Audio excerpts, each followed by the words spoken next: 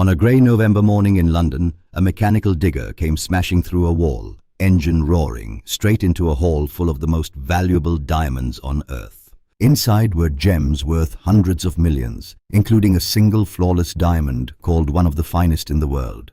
The men on that digger were seconds away from the biggest robbery in history. What they did not know was that every second had been watched, that 200 police officers were hidden all around them, and that the diamonds they were about to grab were already fake. This is the story of the most audacious diamond heist ever attempted, and the trap that swallowed it whole. The target was the Millennium Dome, a vast, futuristic exhibition hall on the banks of the River Thames in London, built to celebrate the year 2000. Inside the dome, in a special display area, sat one of the greatest collections of diamonds ever put on public show, on loan from the famous diamond company De Beers. At the heart of the display was the star of the collection, a perfect, flawless diamond of over 200 carats, one of the most precious stones in the world. Around it glittered a set of extremely rare blue diamonds, gems of astonishing value. Together, the collection was worth something in the region of £200 million or more. To a certain kind of criminal, it was the ultimate prize, and a gang of experienced, hardened robbers from London had set their sights on taking all of it in one spectacular strike. Their plan was not subtle. It was brutal, fast, and built on shock. They would not sneak in through a window.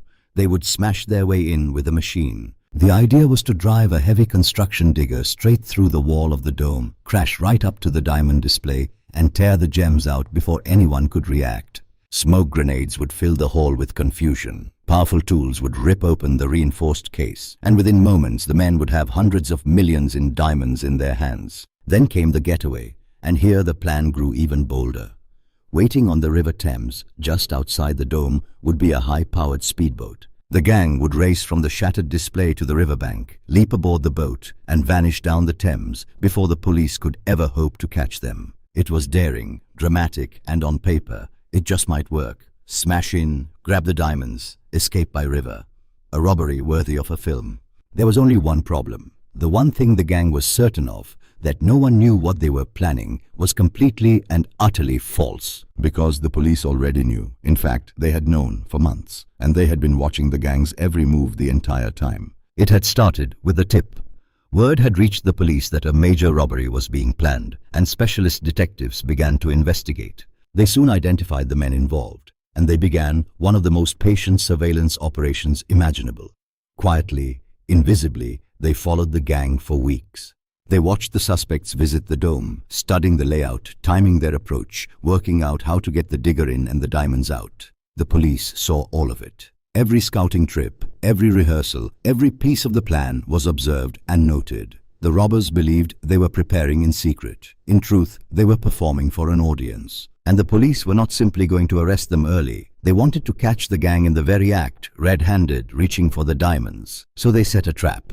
The operation was given a fitting name. They called it Operation Magician because they were about to make the diamonds disappear before the robbers ever touched them. In a move of quiet brilliance, the police arranged for the real diamonds to be secretly removed from the display and replaced with exact copies made of crystal and glass.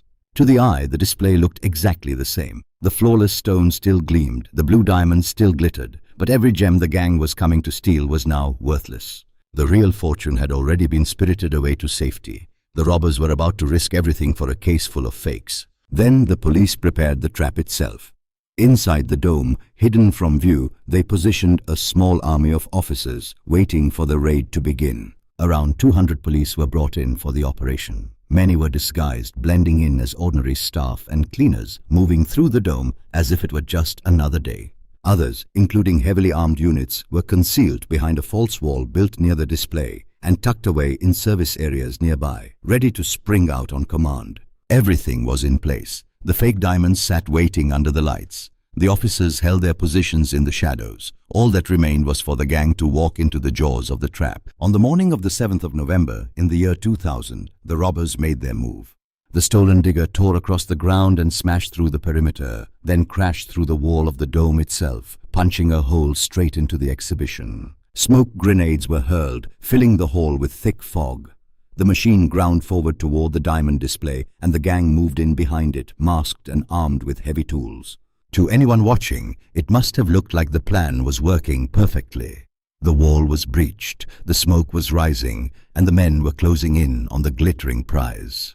They reached the display case and set upon it, working to smash their way through to the diamonds that lay just inches away. They were, they believed, seconds from being rich beyond imagination. And that was the moment the trap sprang shut. All around them, the hidden officers burst from their positions. The disguised staff were suddenly police. The false wall gave way. The quiet hall erupted with shouts and movement. The gang, focused entirely on the diamonds, were caught completely off guard. In an instant, they were surrounded, overwhelmed, and seized before they could even understand what was happening.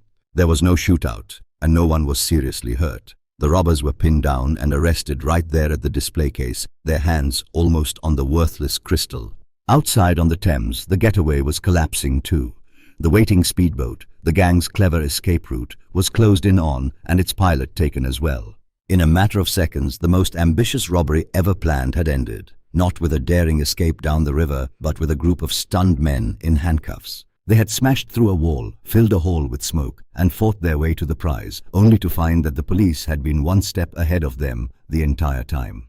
The diamonds they had risked everything to steal had never been in danger. The real gems were safe. The trap had worked to perfection. When the story came out, the world was astonished. The gang had come within touching distance of hundreds of millions in diamonds and had been beaten by a plan even bolder than their own.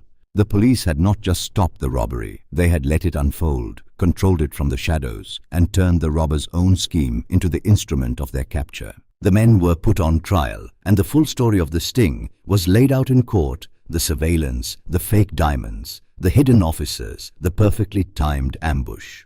The leading members of the gang were convicted and sentenced to long years in prison. Their spectacular plan had earned them nothing but a spectacular fall.